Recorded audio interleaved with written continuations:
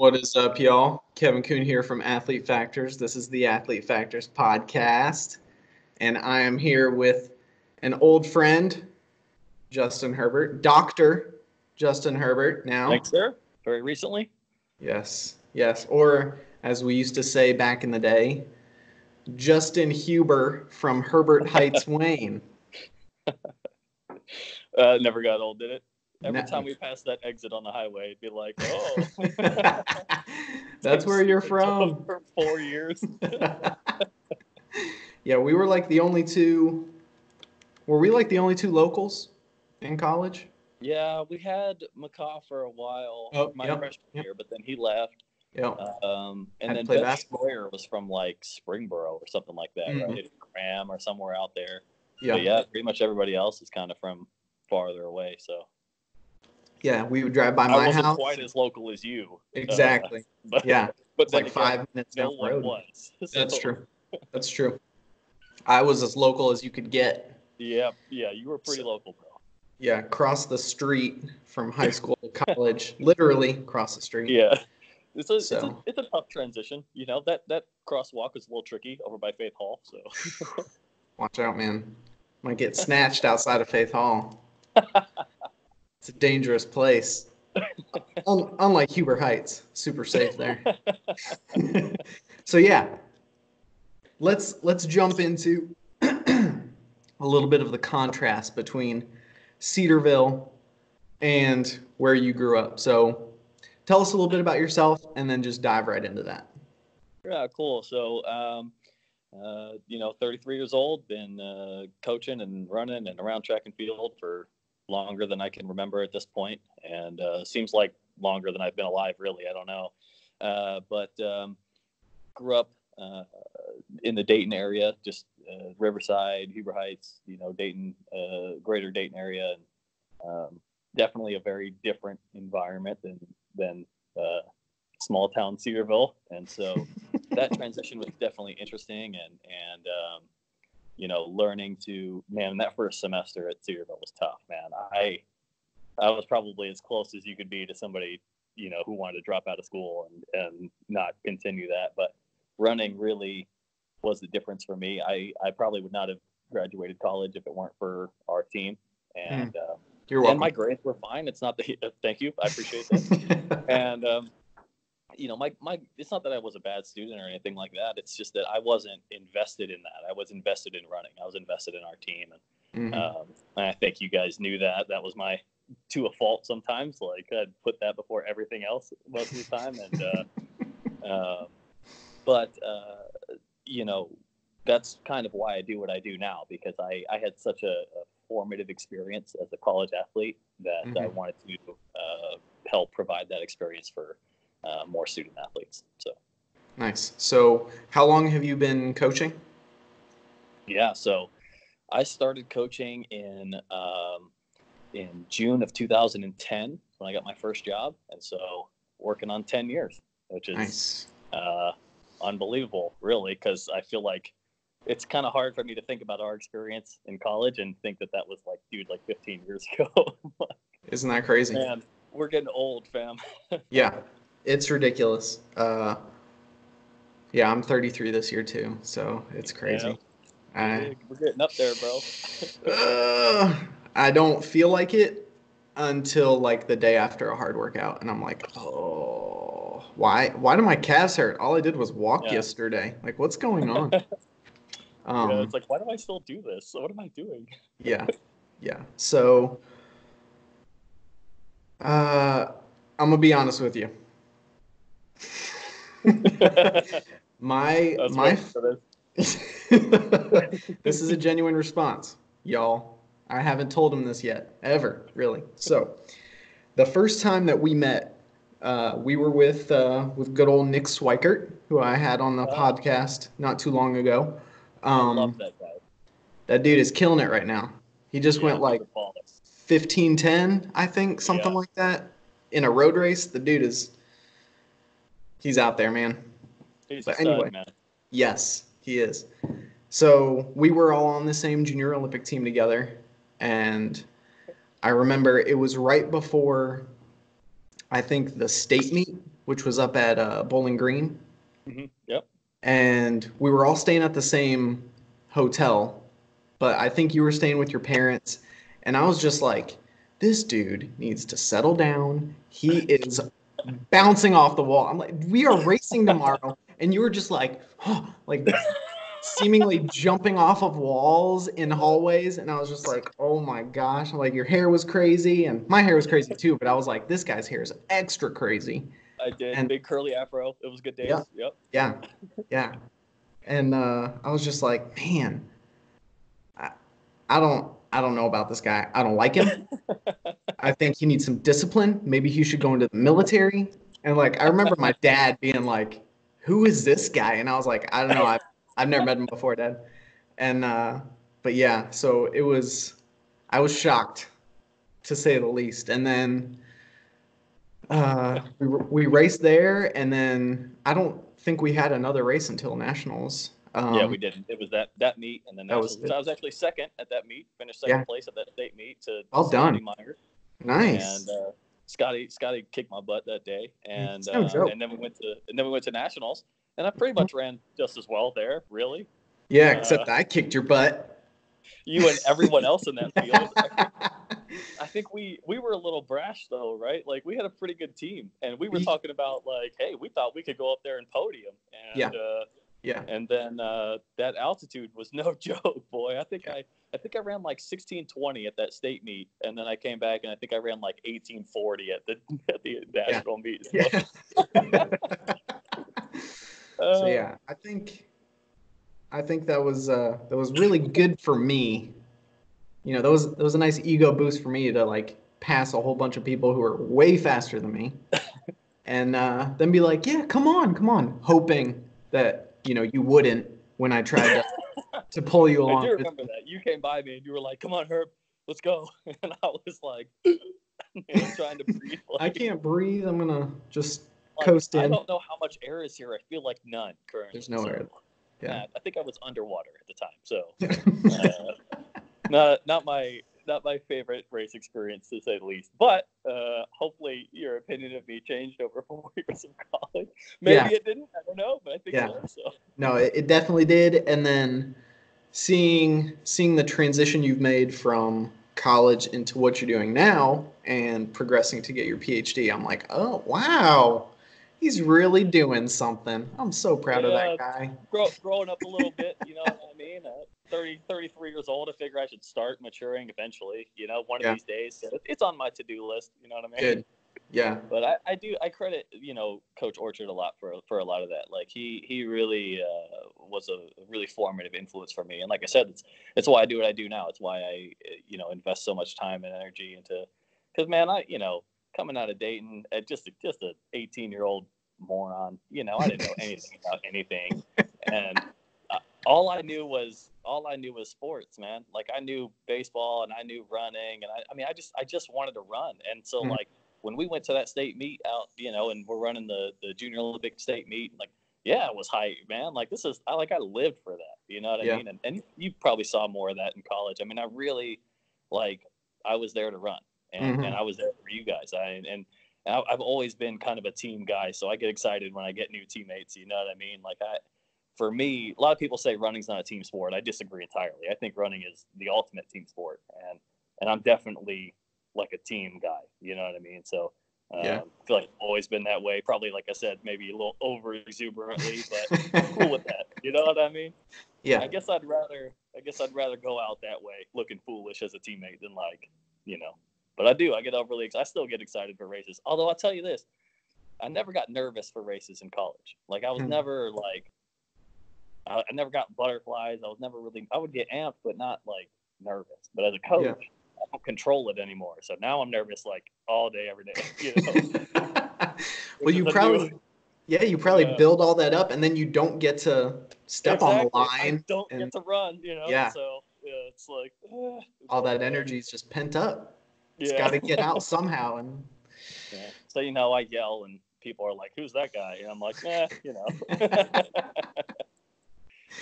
But yeah, man, it was honestly a shock to me when I learned that you were going to Cedarville, because I was like, That guy? What? No, Yeah. no.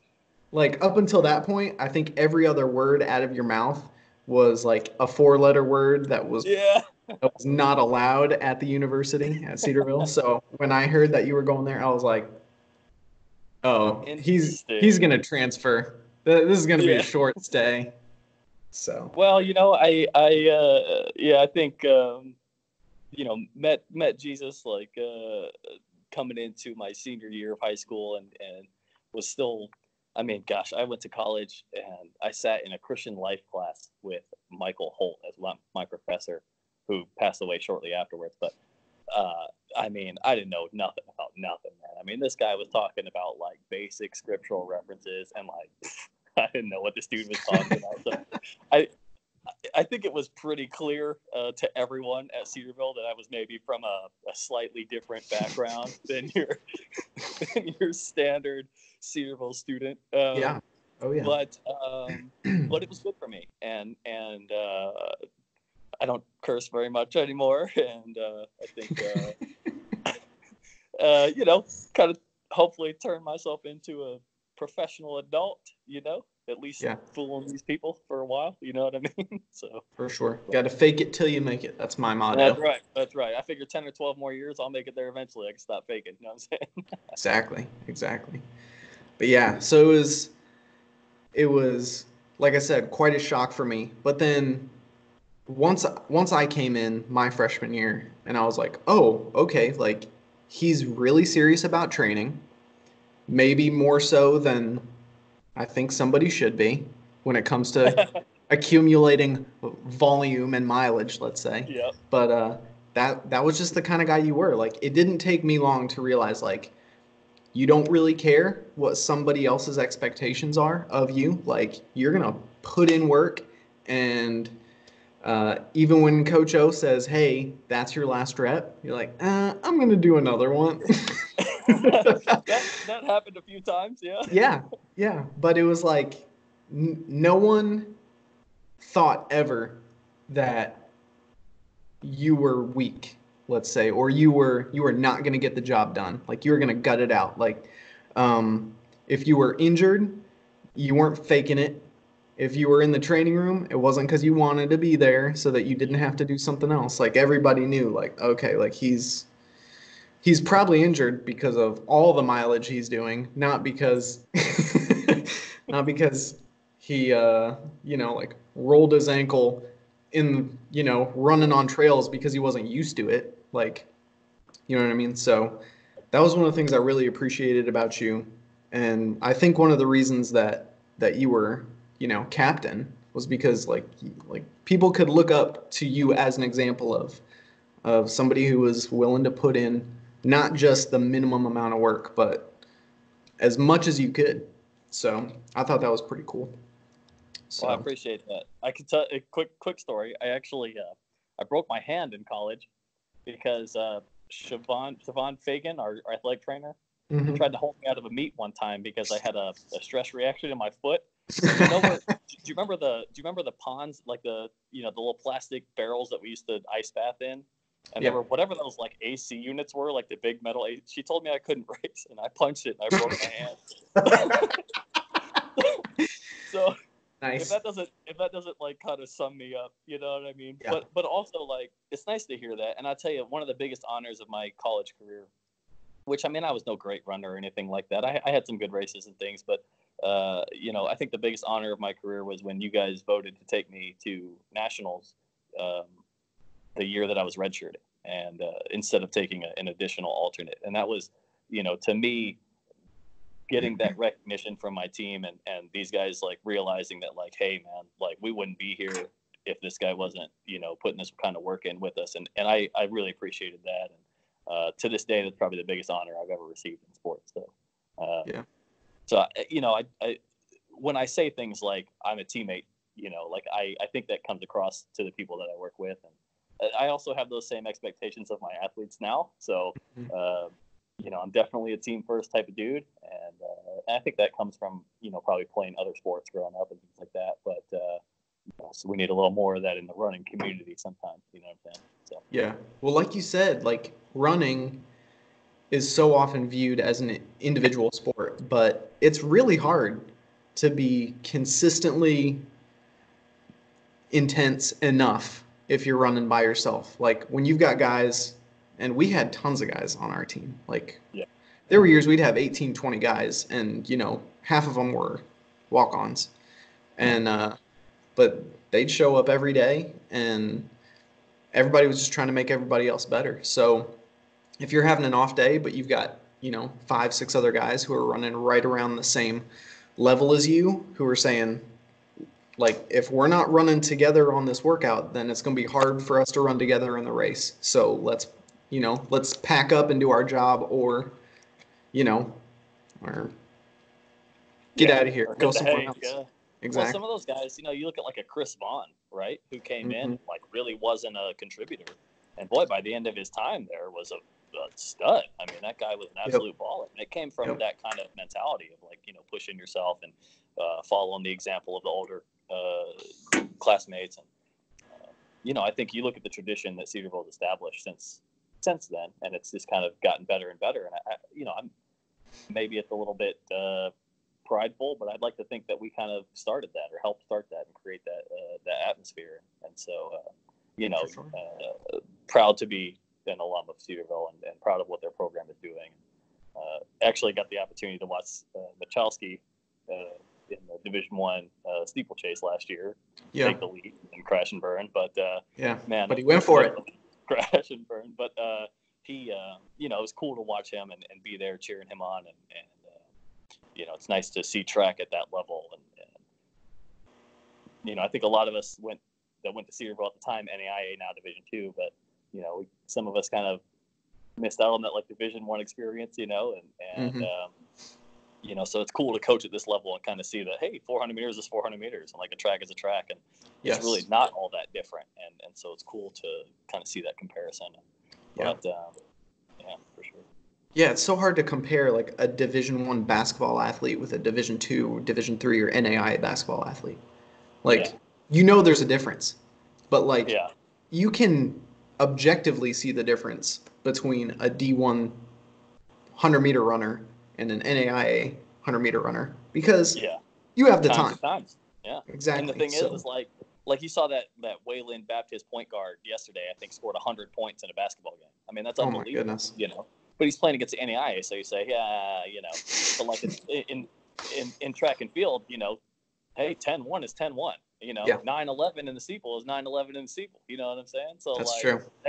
You know what I mean? Why would you pick that number, Herbert? Why would you say that?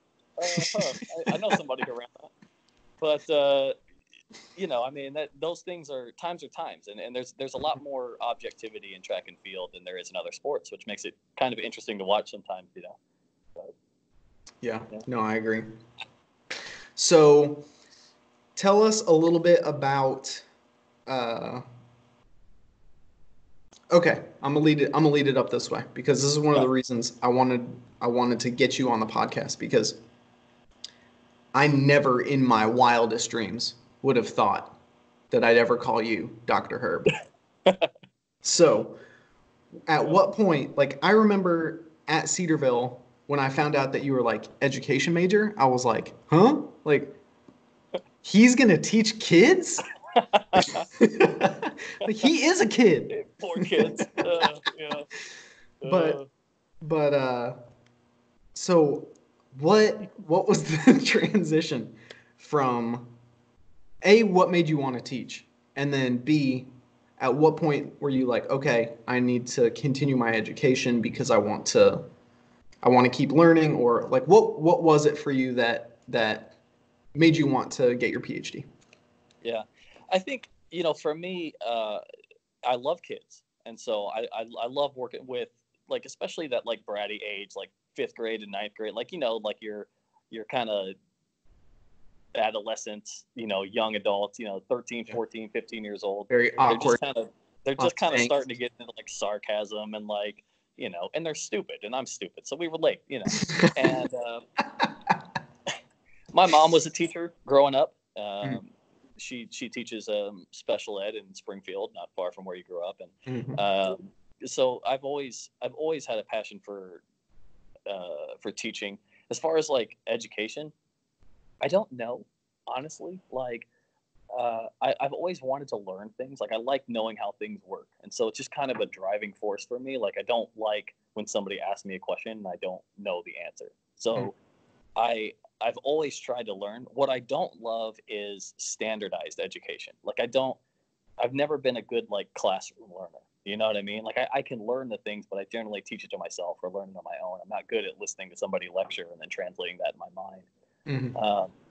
After college, I got into coaching. Well, I taught for a year at North Dayton School of Science and Discovery, which is a kind of ghetto charter school in Trotwood. And I went from there to Baton Rouge, where I was still trying to run. I was still trying to run marathons and stuff, which never really worked out the way I hoped. But I was training with a club down there. Worked for an AmeriCorps company called City Year, and did like large scale service projects and mentoring of kids 6th to 8th grade. Nice. And then had the opportunity to get into coaching. And what I realized very quickly in coaching is that, man, you've got to have a master's degree to like move up.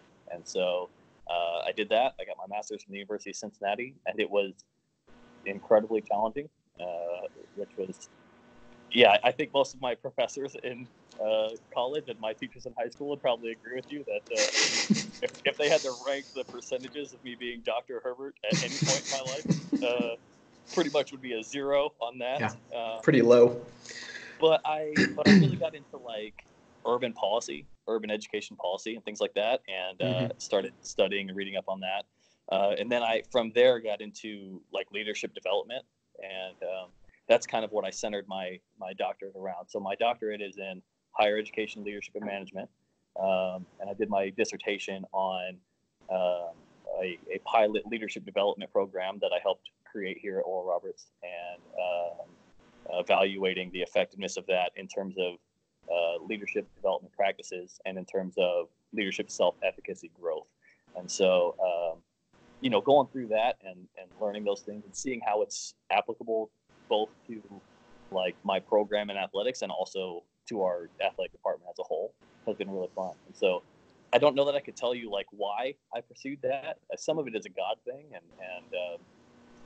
timing and things like that. But some of it is just, I just don't like not knowing things. And so just continuing to like try to learn and be better at my job really kind of led to me, becoming a doctoral student and then somehow finishing this dissertation, which was like way tougher than any workout we ever did or any race I ever ran. 137 pages or whatever of, so it's not the most exciting document you'll ever read, but it definitely has some good information in there, and it's definitely applicable to my job and to our school here. So, yeah. So. Gotcha. So what are some takeaways from either the process of doing that dissertation or the actual dissertation itself that you found beneficial for like you specifically, but then also to your team? Yeah. So I think the big thing is that, coaches and athletic department people, you get this idea that like your job is coaching and recruiting, and that's it. And it's not. Your job is so much more than that. And you can really have an impact on young adults, whether you're coaching at the high school level or at the college level. You can really have a formative impact, which, like I said, is kind of what I had with Coach O. Mm-hmm.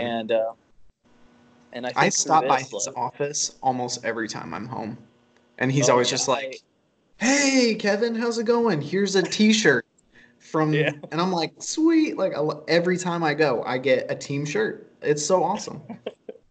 I usually go over to his house and he'll have like a bonfire or something, and I'll see the kids who are not kids anymore, but it's crazy. They're all grown now, and that should be illegal. But they are. It's just cool to see him and Wendy and the family, and but I think for me it's this idea that like the way that you lead your team can influence the way that they lead later, right? And so you can establish principles in your team that help them create leadership development practices. Like they can learn to lead, they can practice leading, and And that's an important thing. And then there's also this idea of self-efficacy, right? Which is like confidence but directional, right? So like I can be 100% confident that I can't run a 4-minute mile, right? I have I'm 100% confident that I can't do that anymore. You know what I mean? However, self-efficacy is like your confidence in your ability to do something, right? So you want to inspire these kids to lead and to know that they can lead and to believe that they can lead. And so you take them from like one level of like, okay, well, I've got some leadership experience to a level of like, I am a leader and I can do these things. And even if I'm not 100% sure of what's going on, like I can figure it out, because you've got that innate self-efficacy in your ability to lead. So that kind of is the big thing for me. Nobody's ever studied like self-efficacy development in collegiate athletics from like a quantitative point of view. There's a lot of like qualitative stuff like surveys and interviews and things like that, but mine was more quantitative and so more math-based and like, hey, like it's not just this person's experience. There's like actual tangible evidence that like we're increasing their perceived self-efficacy when it comes to leadership, which was a positive result for us, and I think could be applicable to athletics on a wide scale long term. That's really cool. Dude, I think that you would enjoy talking with my mom because she's finishing up her PhD right now, and she's studying I think it's specifically minority students and a subcategory of minority students who are like thriving despite, obstacles that you looking at on paper, you'd be like, oh, like there's no way that they should be doing well based off where they came from, where they went to school, all this other stuff. So I think you'd enjoy conversing with her about that. That's I think cool. There's probably a That's lot cool. of crossover. So one of the big motivators in finishing, when you're working on a dissertation, and now that I know that your mom is doing this, I'll reach out too. But like Judd Brooker's mom, actually, Jane Romick Brooker, she was completing her doctorate at the same time that I was. She actually, I think she'll officially graduate in May, but she's actually finished her process as well. Nice. She was really like encouraging and helpful throughout that process. I honestly didn't put a lot of this stuff on social media until it was done because I wasn't confident that I could do this, even like towards the end, that I could get through it, that I could finish this. And so, when I finally shared it, it was because I was done. I'd actually like completed it, but she was really encouraging and really helpful. And so it's always good to have those people. And there is a surprising amount of overlap in things when it relates to education and when it relates to, between athletics and kind of what your mom is probably in like an urban policy type of, where we're looking at those, many obstacles that face just all kinds of the categories of students that come through different universities and stuff. So for sure. Very cool. Yeah. So,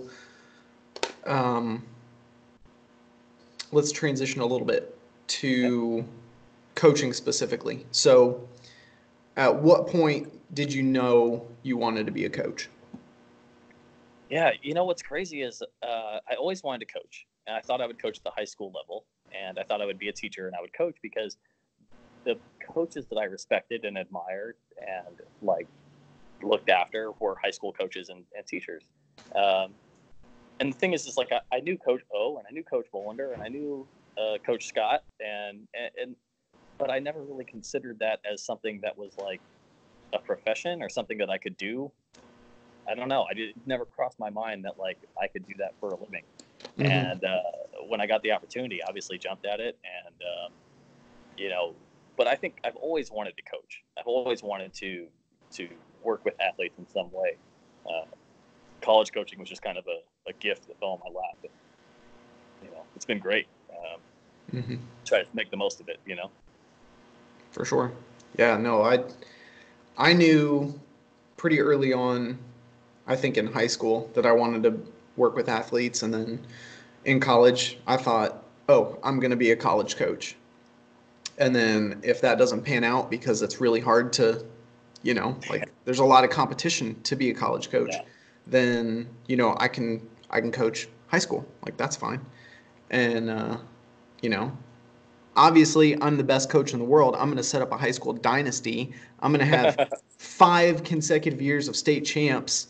And then every college is going to be like, please, Kevin, please come coach here.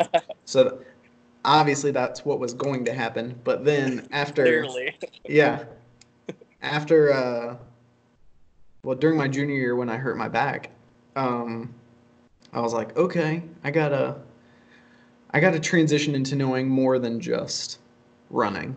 Like, I need to understand more about rehab, more about injury prevention, strength and conditioning, nutrition, all of that. So I kind of shifted at that point, and that's kind of what drew me to Baylor for grad school and all that. But man, there's times where I'm still like, I need to go back to high school or maybe college coaching. I think I would love it, but it's kind of hard to just be like, because I love what I do now with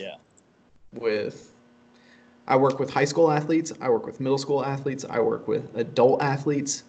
Most of the adult athletes are triathletes and marathoners and half marathoners and stuff like that. So I still get lifelong sports like that. Yeah. Yeah, like I still get to keep one foot in that kind of in the running community or in the endurance community, but then I still get to train high school football players and softball players and basketball players and anything and everything in between, which I love. But like, I could never leave that because I love it, but I still want to coach some runners. It's hard because running is different. Like, running is that, like, I've played every sport you can think of, and I love sports. I love all of them, but like, running is a different community. It's a different perspective in running than I think what you might find in basketball or football or baseball. And it's like you talk about like Nick Schweikert, right? Like, ran for a rival college, ran for a rival high school for me. I raced him. I remember when he moved to Beaver Creek, and I was like, oh, like they needed another good one, and so definitely, it's just a different. Your rivals become your closest friends sometimes, and it's just very interesting. So, but I think. Keep talking. My battery just came unplugged. Give me 1 second. Okay. Keep going. Okay, Jed. I think, at the end of the day, like, coaching is coaching. Like, we coach to help people, and I think if you're helping people of any age, and that you're still coaching, it's just a different environment than what you're in.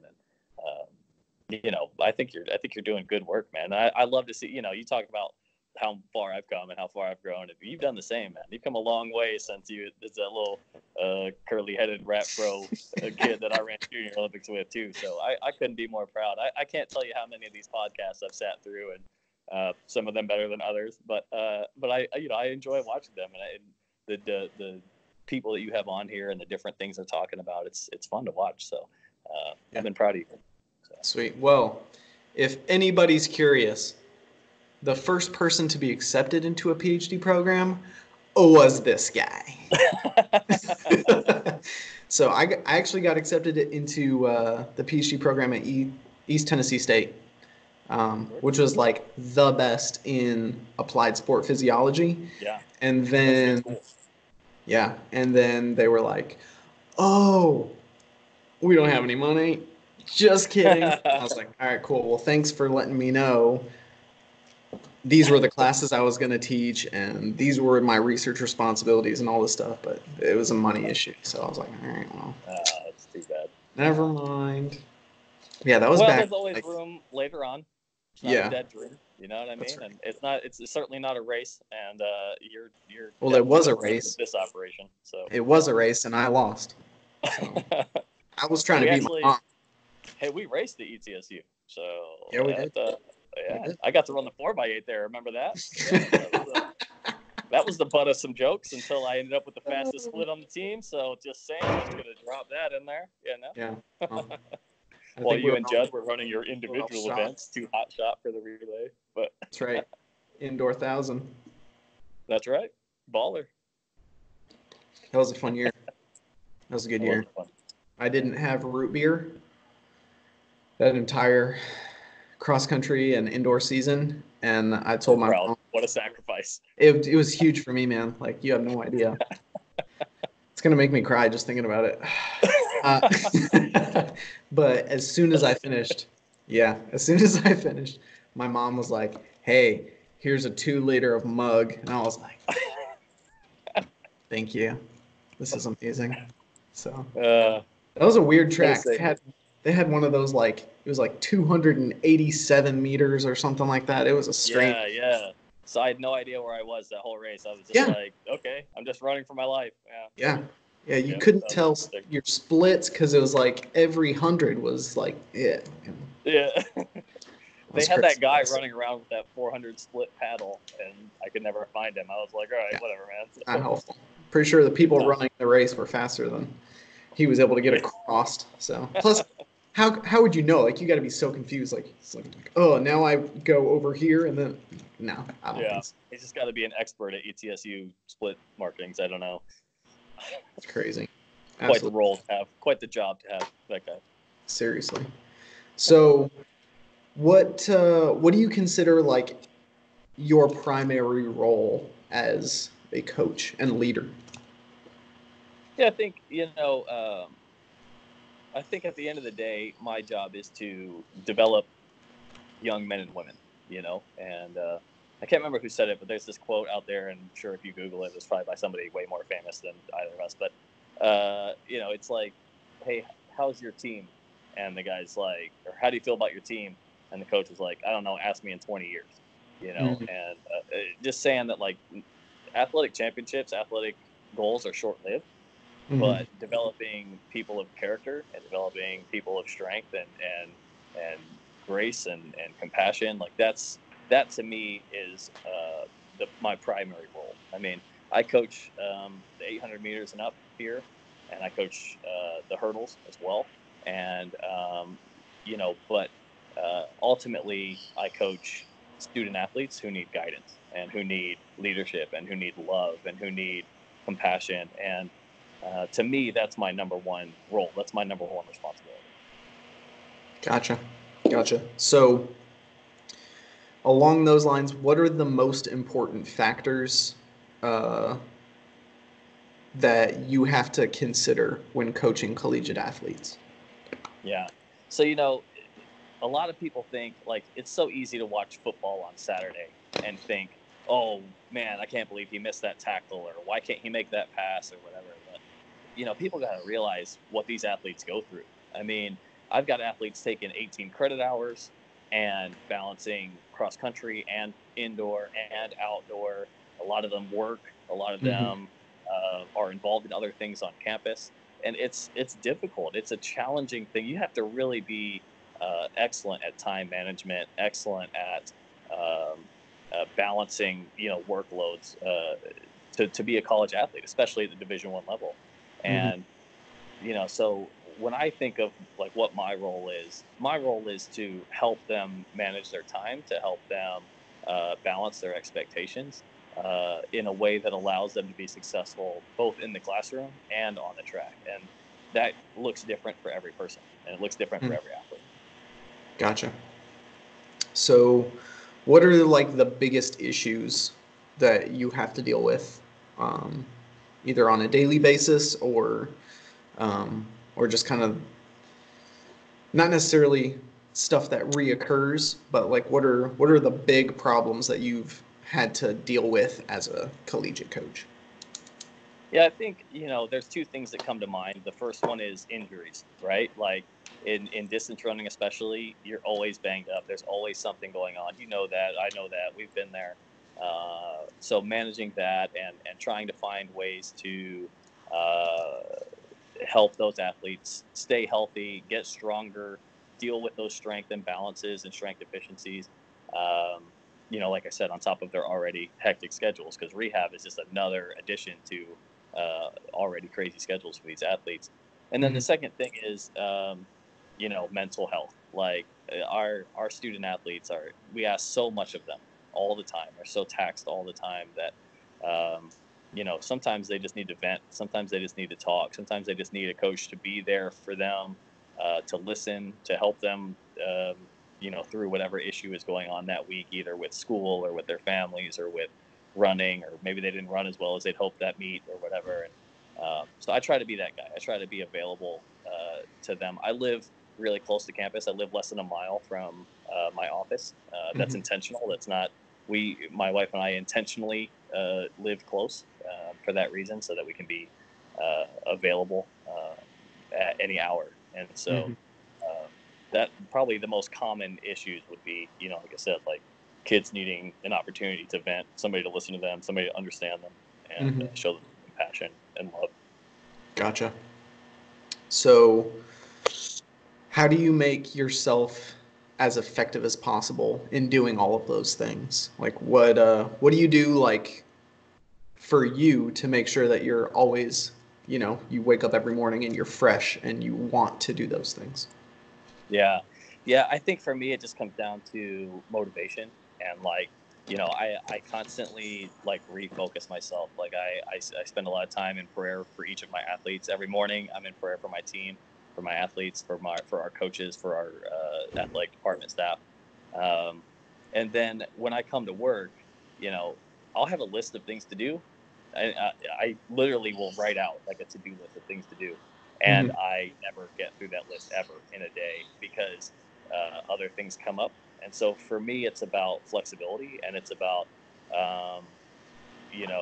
making sure that you're putting out the big fires first and addressing the major concerns before you start worrying about the minor details.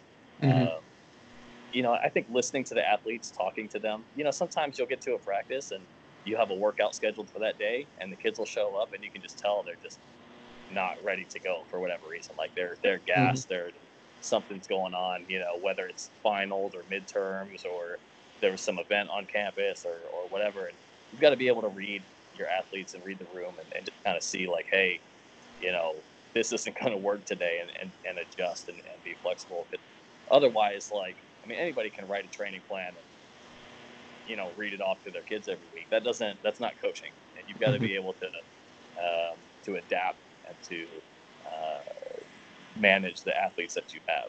You know what I'm saying? It's different year to year, and it might be different for the same athlete year to year. And so just being flexible, adjusting those things. So I think for me, being as effective as possible means meeting my athletes where they are and going from there, and not trying to set standards by which they have to meet right now instead of individualized attention and training. Gotcha. So almost like the training comes secondary to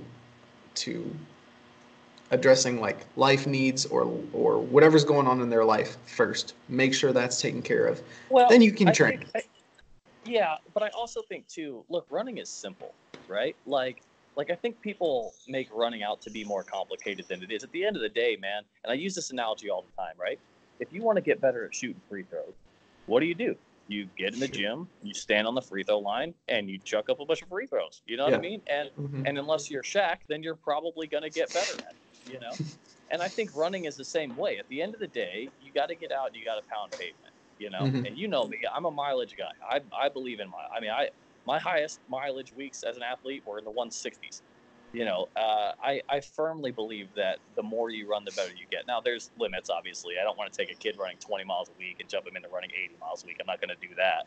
But you progressively handle more and more as you address other strength imbalances and things. And as you can comfortably increase your mileage, people get better. That's just that's how aerobic training works.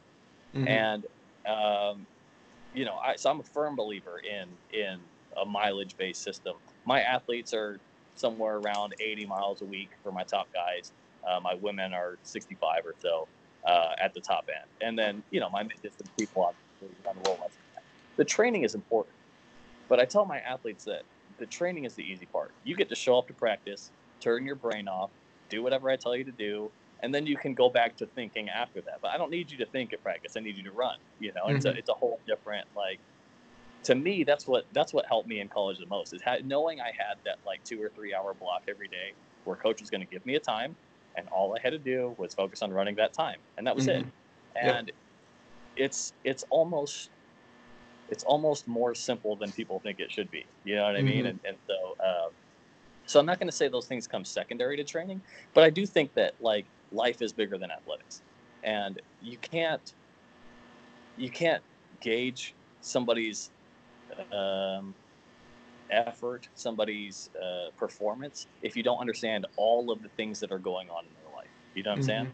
So Yep. like you can't possibly create the most effective training plan for your athlete if you don't know that they're struggling with sleep. If you don't know that like they're not eating correctly. If you don't know that like they're taking 18 hours this semester and they don't have a whole, you know what I mean? You've got to understand all of those things in order to understand volume management, load management for your athletes. For sure. So that's what I mean when I say I certainly don't want to take away.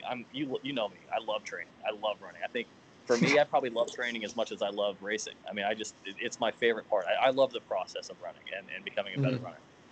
But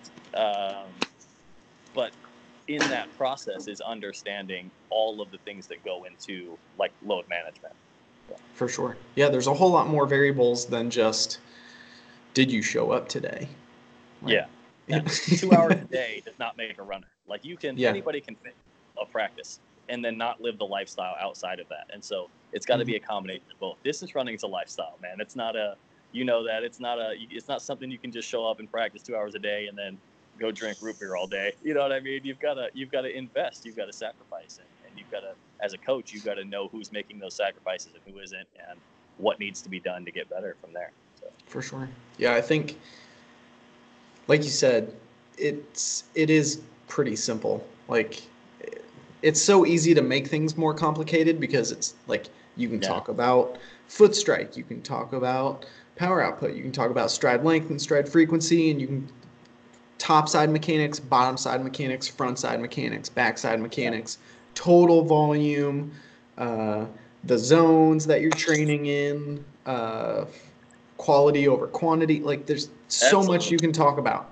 But at the end of the day, like you said, you want to get better at running, you have to run. And so if you're running, you're probably going to get better at running. And I mean, people do, they try to make, and listen, we use training zones, we use heart rate zones, and we talk about cadence. And once a month, I have my athletes do a long run on a treadmill to work on cadence and to work on mental toughness, and just so they understand like how to run at a pace, at a rhythm, you know, and progressively get faster, and I can control their paces and things like that. So I don't want to diminish those things, right?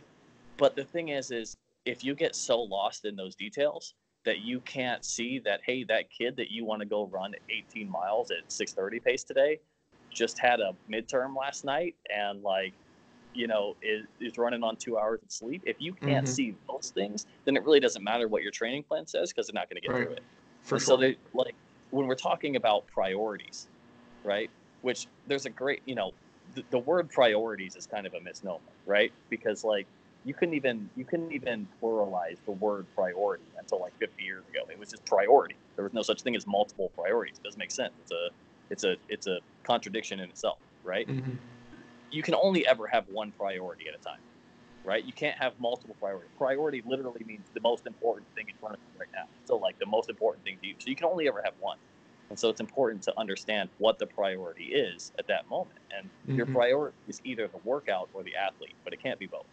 You know what I'm saying? So like, you got to focus on the athlete first and adapt your training plan to their circumstance, right? That's what I'm saying. I don't want to diminish the zones and you know, the training load and things like that. I don't want to diminish the strength work that we do in the weight room, but there are things that are more important than that when it comes to overall performance. I totally agree. Yeah, I think the way you just worded it, you can focus on the athlete or you can focus on the workout. That's heavy. That's some serious stuff. Hey, that man, might be dropping knowledge. You know what I'm saying? Dude, that might be the smartest thing I've ever heard you say. Well, that probably doesn't take much. So, but that's good. It's good stuff. So I'm gonna think about that quite a bit, because that's what I have to do when I'm programming out strength and conditioning or injury prevention or return to running programming for an athlete who's been in a, you know, in a boot or in a cast or in a brace, whatever the case may be, when I have to get them back to where they can run. It'd be easy to just be like, I don't know, I'll just program out. This is really simple. It's just they're not doing anything, so they want to get back to doing something, so you Yeah. just take steps to get there. But it's, well, what's their job like? Well, What's their family life like? it'd be nice if track was a math equation, right? And like you Yeah, could just say, well, if you run this many miles, you'll run this time. Like, exactly. solve for X or whatever, but Yeah. it doesn't work like that. And there are so many more variables to it than that. And so, like I said, your singular priority has to be the athlete, and then everything else is secondary to that. And if that's the way that you coach, then I think not only will you see better results as an athlete, but I think for that individual athlete, but I think you'll see better results for your relationship with that athlete too, because you'll understand more about what's going on in their lives, more about what's impacting them both positively and negatively, and you'll be able to make a more effective training plan and a more effective training decision. For sure, I totally agree. So now that you're done with the PhD, and you probably have a little more free time to read Yep. read something that's not related specifically to you finishing your PhD. What are you focusing on learning right now? I've been really big into just reading up on like leadership practices and leadership ideas. I really love Simon Sinek. If you haven't checked out his work, check it out. But really diving into, like I said, things relating to improving leadership and improving leadership development. And so excited about that. One of the committee members on my dissertation committee is Dr. Jeff O'Brien over at Central Florida, who leads the NCAA Leadership Forum. And so I read through his dissertation, which was a qualitative a work that was pretty interesting when it comes to perceptions in student athletes on leadership. And but might have the opportunity to go work here either this year or next year down at the Leadership Forum and kind of see things from that perspective too, which is nice. But he was very complimentary of my work, and definitely things relating to leadership development practices are kind of where my focus has been recently. So. Gotcha. So even though it was probably like 25 hours of your 24-hour day, you're not sick of it? Well, I think the thing is, like, I'm probably pretty sick of reading what I wrote. You know what I mean? Because it's certainly not a fiction novel or something that's like exciting to read. It's pretty dull stats, and I don't think I want to be doing any more multivariate regression modeling anytime soon. But like, I think becoming a better leader is important for me as a coach. It's important for me to understand so I can help my athletes become a better leader. And you know what I mean? I think like the more you know what I mean? We're going straight PBS, like 1990, the more you know with the star. With the star, yeah. Like, and like the rainbow colors. And yeah. And it kind of goes ding, back to ding, what I ding. said. Like, I don't like not knowing things. I don't like not understanding things. And so I just try to find more and more ways to understand leadership so that I can help teach my athletes and guide my athletes moving forward, because I want to set them up. Yeah. Like I said, I had such a formative and positive experience in college that it changed who I am and who people perceive me to be. And I think everybody has that at some point. Like, you're not the same person as an adult as you were as a kid. And so like, you become a better version of yourself. And so I'm trying to hopefully present knowledge and present literature in a way that my athletes can take that and grow and move forward as well. Gotcha. No, I think that says a lot. That like I know quite a few people who in my industry went from master's degree into a PhD program, and quite a few of them were just like, all right, as soon as I'm done with this, I don't want to have to read anything about any of this stuff for months, maybe ever, right? Like they're so sick of it at that point that they're just like, okay, I want a break. And then there's other people who are like you said, they didn't think they were going to finish it. And like people that I was like, oh my gosh, of course you're going to be Dr. So-and-so. Like, that's who you're supposed to be. Like me, clearly, I was always going to be Dr. You're always. But like plenty of people were like, I don't know how I'm gonna do this. This is the hardest thing I've ever done. And so, um, yeah, like it's probably very, very good that you're like, no, like that was that. I still have to know this stuff to be as effective as possible, and so that I can, you know, have as much influence, positive influence over these athletes as possible. So I think it comes down to your motivation. Like, why are you doing the things that you're doing? If you're doing your doctorate just to get your doctorate, just so people have to call you doctor and you could be like all pretentious, then sure. But if you're studying this stuff because you're like, for me, I'm studying this. I went through this program because I wanted to be a better coach and I wanted to be able to provide better information and better knowledge for my athletes. And so that doesn't go away just because they give me some piece of paper that says that I'm, smart now. You know what I mean? yeah, So I don't like, think it says that. yeah, I don't know. I don't have it yet, but I'm just saying, like, I don't. It's not. It's certainly not so that I could put like some credentials at the end of my, name on my resume or whatever. I could care less Yeah. about any of that. It's just now I have an improved knowledge, and I can continue to improve that. And that was never for a degree, never for a program, never for a professor. That was for me. That was for me and my athletes and my program. And that's the goal, is to just keep learning and keep getting better and keep moving forward and hopefully keep becoming a better coach. And Right. because I don't think you can ever be satisfied with where you're at. I don't think you can ever say like, oh, I'm the best coach there is and I could never get any smarter. Because the minute you get there, you need to stop coaching. Like the minute Yeah. you think that you know everything and nobody can teach you anything is when you need to get out of it because you've lost it. Yeah. So hopefully, I don't know. Maybe my athletes will tell you that I'm just a nut job. I don't know, but they seem to like me. So Well, that's good. and That's important. we run well and we're getting better every year and every day and every week. And so, hopefully those things are coming through. But I think more than their results on the track, I think they know that I love them and I care about them. And I think that that's as important as anything that we can do as coaches. So. I like it. Well, let's start to close things out. How can people follow you, find you, reach out to you, ask you questions? All Yeah, that. man. So the oruathletics.com. All my contact information is on there. Twitter at Coach J Herbert. I think. I don't really know. I'm not so good at social media. I'm on Instagram too. Don't ask me what my username is because I don't know. I'll find all that and put it in the show notes. So one of my athletes actually made my Instagram for me because I'm like completely illiterate when it comes to that. So find me on Facebook, absolutely. And I love talking to coaches. It's amazing how many young coaches that are trying to get into coaching that reach out to me every year, and it's cool. I love talking to young aspiring coaches. I love talking to student athletes, prospective student athletes, and so.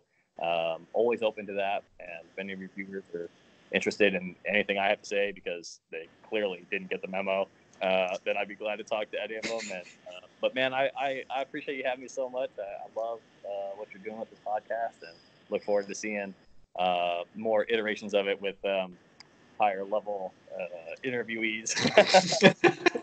But man, it's good catching up with you, Kev. likewise, man. It's been good.